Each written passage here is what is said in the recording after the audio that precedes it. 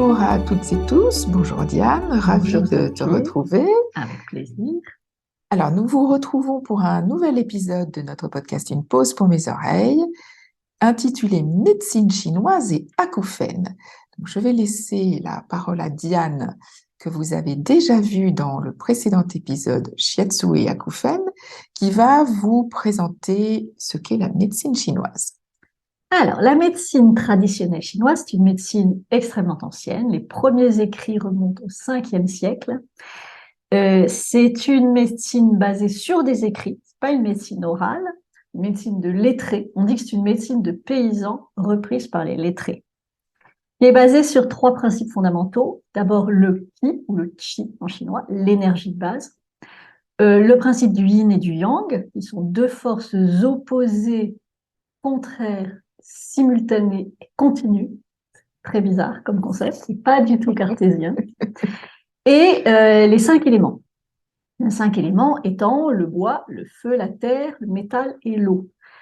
C'est un principe, ce sont des principes taoïstes. Le Tao n'est pas du tout une religion, c'est une philosophie, c'est une façon de comprendre l'univers. Donc les 5 éléments, à chaque élément, sont associés à un organe et une entraille, sauf le feu qui a 2 organes et 2 entrailles. Et à chaque élément sont associés aussi une émotion, une couleur, une orientation, un aliment, une émotion, une vertu, un nombre même, tout un système qui permet pour les taoïstes d'expliquer l'univers en tant que cycle perpétuel.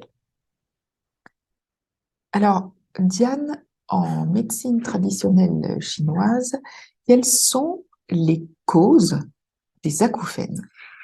Et les acouphènes, d'abord en médecine, en MTC, les acouphènes, on en parle depuis très longtemps. La première mention des acouphènes, ils ne sont pas appelés comme ça, mais des sons dans la tête, en quelque sorte, ça remonte aux alentours du début de notre ère, dans le grand classique de médecine interne, du grand classique de l'Empereur jaune. Donc les acouphènes ont 5 causes en médecine chinoise. La première cause étant les émotions, comme pour énormément de troubles. Donc la colère, la frustration, le sentiment de culpabilité qui vont provoquer des acouphènes plutôt forts, d'apparition soudaine, et la tristesse, la peur, qui vont provoquer des acouphènes de survenue plus progressive, qui sont des acouphènes de tonalité plus basse. Ensuite, la deuxième cause, c'est l'alimentation. Trop de produits laitiers, trop de gras. Attention, hein, en médecine chinoise, on ne dit jamais qu'il faut supprimer des aliments. Rien dans l'excès. Tout doit être modéré. Donc, les produits laitiers ne sont pas mauvais pour la santé, c'est l'excès de produits laitiers qui est mauvais, qui peut être mauvaise. Ensuite, la troisième cause, c'est le surmenage, qui va provoquer des acouphènes plutôt de tonalité basse et plutôt progressive. L'âge, qui est une raison quand même très, très, très fréquente. Et la dernière, l'excès de pratiques sexuelles. Ça, c'est une cause d'acouphènes en médecine chinoise. Ça fatigue l'énergie des reins. Alors, la deuxième question, en médecine traditionnelle chinoise, quels sont les différents types d'acouphènes? On distingue 2 types. Les acouphènes de plénitude et les acouphènes de vide. On parle toujours en termes d'énergie, donc ça va être une plénitude d'énergie ou un vide d'énergie. Donc les acouphènes de plénitude sont les acouphènes qui sont liés à un excès de l'énergie du foie, qui va être provoqué par, en fait, un vide de l'énergie du rein. L'énergie du rein étant l'énergie de base, on appelle ça, nous, l'énergie ancestrale. C'est la première énergie qui apparaît. L'énergie du rein, c'est la dernière qui disparaît, la dernière qui s'éteint. Donc l'énergie du foie va être trop forte parce que mal régulée par le rein. Et le foie régule beaucoup d'émotions. Ça régule la colère, mais ça régule aussi la dépression parce que ça va agir sur l'élément qui gère la dépression, qui est le métal. Et ce trop-plein d'énergie du foie va entraîner ce qu'on appelle une surpression de l'énergie du foie, et donc va provoquer des acouphènes. Des acouphènes plutôt de type fort. Et ensuite, les vides Donc là, ça va être les acouphènes sont plus liés au rein directement et à la rate. Donc le rein étant l'énergie de base, le rein est lié directement aux oreilles. C'est d'ailleurs l'organe lié à l'eau, qui est l'élément du rein. Et donc, ça va être souvent dû au surmenage, à la fatigue, à l'âge, parce qu'avec l'âge, l'énergie du rein faiblit. Et l'énergie de la rate est utile pour assimiler, pour répandre en quelque sorte, pour distribuer toutes les autres énergies. Et donc, elle va mal fonctionner, cette énergie, parce qu'elle va être en vide. Là encore, le surmenage joue beaucoup. La rate, c'est une énergie qu'on fatigue beaucoup quand on a trop de soucis, quand on s'inquiète trop, quand on rumine, quand on travaille trop intellectuellement. Donc, le surmenage intellectuel, ça fatigue la rate. Et là, ce sont des acouphènes qui vont être plus de type progressif, des tons plus bas, moins forts. Tu dois bien connaître aussi tous les types d'acouphènes, de toute façon, les différentes. Oui, mais c'est intéressant de les avoir via ton prisme de C'est la toujours médecine intéressant de voir par la médecine chinoise chinoise. parce que ça donne d'autres explications qui sont beaucoup plus globales, qui sont beaucoup plus, qui concernent le corps entier. C'est ça. Alors, on en arrive au troisième point, Diane. Quels sont les traitements qui sont proposés par la médecine traditionnelle chinoise pour les acouphènes? Quand on va voir un praticien en MTC, qui peut être un praticien général de MTC, c'est-à-dire qui va pratiquer l'ensemble de la MTC, c'est-à-dire utiliser la pharmacopée chinoise, la diététique, le massage et les exercices énergétiques comme le kung fu ou le qigong, ça c'est les exercices énergétiques, la moxibustion et l'acupuncture. La moxibustion, j'explique ce que c'est parce que ça probablement beaucoup de gens ne savent pas. La moxibustion, c'est la stimulation des points d'acupuncture par la chaleur, par des bâtons de moxa, qui est un bois qui chauffe très intensément et très lentement. Donc, ce sont soit des petits cônes, soit des petits bâtons qu'on va rapprocher des points ou qu'on va même poser sur le point avec un petit cône qu'on enlève au dernier moment. C'est très, très ancien et très efficace. Donc, on va voir soit un praticien complet, soit un acupuncteur, soit quelqu'un qui fait du shiatsu, va travailler en MTC. Et il va commencer par faire une évaluation, c'est-à-dire un diagnostic de MTC. Il ne va pas chercher les causes occidentales, il va chercher les causes énergétiques. Donc, il a plusieurs façons de le faire. Il va le faire en regardant les pouls, c'est-à-dire les pouls qui sont situés aux deux poignets. En médecine chinoise, on considère qu'il y a 18 pouls. Les praticiens, en général, en écoutent 12.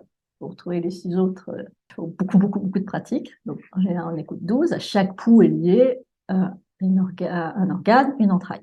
On va écouter leur fréquence, leur puissance, leurs différences entre eux. On peut aussi étudier la langue. Ça, c'est un outil de diagnostic utilisé au MTC. On va regarder l'apparence générale du visage, la position de la personne, sa stature, son allure. En shiatsu, certains vont pouvoir faire un diagnostic par le hara, c'est-à-dire par le ventre. C'est une école de shiatsu particulière. On va, par le ventre, simplement en touchant, sentir des déséquilibres. Voilà, donc il y a plusieurs méthodes. On va donc commencer d'abord par savoir ce qui cloche, savoir quels sont les méridiens à travailler. On aura posé des questions à la personne, savoir quelle est la puissance, savoir si ça a été rapide, si ça fait longtemps, s'il y a eu une cause particulière, s'il y a eu un événement particulier, une émotion particulière. On va poser des questions. Voilà, chercher. Une fois qu'on aura trouvé, ça donne déjà une idée de base. On va demander à la personne où sont situés les acouphènes. Parce que ça, c'est très important. On va leur demander, est-ce qu'ils sont bilatéraux ou unilatéraux? Est-ce qu'ils sont plus près de l'oreille? Est-ce qu'ils sont plus loin? Est-ce qu'il y en a qui sont par là? Est-ce qu'il y en a qui sont par là? Parce qu'en fonction de la localisation, on va travailler des méridiens différents. Par exemple, derrière l'oreille, tout contre l'oreille, là, il y a un méridien qui s'appelle le triple réchauffeur, qui est extrêmement important pour les acouphènes, justement parce qu'il est tout contre l'oreille. Il passe vraiment plup, plup, plup, plup, et il va dans le bras. Ça, on va très souvent les travailler. Un tout petit peu derrière, il y a la vésicule biliaire qui passe. Il y a 2 branches. Et la vésicule biliaire peut être très importante pour les acouphènes, entre autres dans les acouphènes de plénitude, où en général le foie a un problème, mais le foie est associé à la vésicule biliaire. Donc, en général, la vésicule biliaire derrière a mardouille, donc ça marche pas. Donc, il faut aller la corriger. Mais ça peut être des acouphènes qui sont plus situés par là. Et là, ça va être plus le méridien de la vessie. Ou par là, où là, c'est ce qu'on appelle le méridien du vaisseau gouverneur. On va regarder l'emplacement. Alors, les deux par là que vient de décrire Diane, c'était au-dessus de la tête, hein, parce qu'en audio, on ne voit pas les images. Ah, c'est vrai. Voilà. Donc, on va regarder l'emplacement. Donc, on va faire un diagnostic complet. Une fois qu'on aura fait ça, alors ça dépend après du praticien, de ce qu'il a à sa disposition. Si c'est un acupuncteur, il va placer des aiguilles d'acupuncture en fonction de ce qu'il a trouvé. Si c'est un praticien de médecine chinoise générale, il peut utiliser des aiguilles, il peut utiliser des massages, il peut utiliser des moxins. Si c'est un praticien shiatsu, comme moi, nous, on va utiliser le massage shiatsu et on peut aussi utiliser les moxins parce qu'en shiatsu, on est formé à l'utilisation des moxins. C'est vraiment totalement personnalisé, individualisé, on va voir en fonction. On va évidemment aussi donner des conseils aux clients. Des conseils d'alimentation pour certains, des conseils de gestion des émotions, parce qu'en général, c'est ça qui doit être vu. Si les acouphènes, mais une autre cause d'acouphènes que j'ai pas citée, qui est assez classique chez les jeunes, c'est l'exposition à des sons trop forts. Bon, ça, on va leur dire qu'il faut mieux arrêter de se mettre à côté des basses quand on va dans des soirées, mais en général, ils le savent. Mais bon, on va donner des conseils généraux. On peut donner aussi des petits exercices justement à faire, des exercices énergétiques. Donc en shiatsu, nous, on va donner des exercices qu'on appelle les exercices Makoho. Les exercices Makoho, c'est des exercices qui ont été créés par un praticien en shiatsu extrêmement célèbre, un maître shiatsu, et qui permettent d'équilibrer les éléments eux-mêmes. Donc on peut donner ces petits exercices. C'est assez classique, si je puis dire. On donne des conseils en fonction de la personne. Alors, en effet, c'est vraiment des techniques entièrement personnalisées. Ah, entièrement. Il n'y a pas de protocole Voilà, chaque type. personne est unique et donc chaque protocole va être adapté Oui. à la personne qui vient vous voir, tous les professionnels de la médecine traditionnelle chinoise. Et ayant eu la chance d'avoir plusieurs fois des massages dispensés par Diane, je confirme, étant acouphénique de très longue date, que le triple réchauffeur est mon ami. Parce que quand Diane, c'est magique. Il y a toi et l'ostéopathe. Vous êtes les deux seules personnes qui, en me massant à l'arrière de la tête pendant quelques instants, je n'entends plus mes acouphènes et vous ne pouvez pas imaginer, enfin si, les acouphéniques imaginent très bien, mais pour les autres, moi, mais c'est juste divin de se rendre compte qu'on peut ne plus les entendre. Et parfois, c'est pas seulement quelques instants. Ça peut durer un petit peu plus longtemps. Là, c'est encore plus divin. Alors, en shiatsu, plus on vient proche de la survenue première des acouphènes, plus c'est efficace. Ça, c'est certain. Mais c'est vrai qu'on peut atténuer la fréquence, l'intensité. Et en plus, les acouphènes, ça, tous les acouphènes le savent aussi, c'est extrêmement lié aux émotions. Plus on est stressé, plus les acouphènes sont forts, plus ils vous envahissent, etc. Et le premier effet d'un shiatsu, avant même d'avoir fait quoi que ce soit thérapeutique, si je puis dire, je mets des guillemets parce que je n'ai pas trop le droit de le dire en France, mais il n'empêche. Je rappelle qu'au Japon, le shiatsu, c'est une médecine. Le premier effet, c'est de réguler les émotions. Le premier effet, c'est de calmer. C'est assez drôle d'avoir de temps en temps des clients qui viennent pour des acouphènes, qui sortent de là, oh, je suis tellement calme. Ça leur fait tout drôle, parce qu'en général, c'est pas des cas. Vous le savez. Ils sont un petit peu tendus. On va dire. Pour beaucoup d'entre nous. On va dire ça. Eh bien, écoute, encore merci, Diane, pour ce nouvel épisode.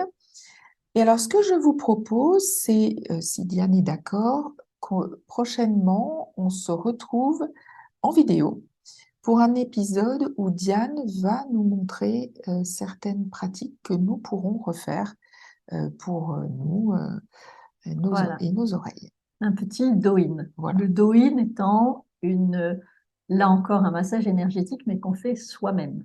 C'est ce qu'on appelle l'auto-shiatsu.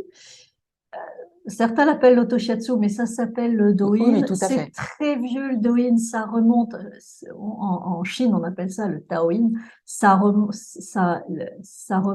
aux 3-4 siècles au moins avant Jésus-Christ.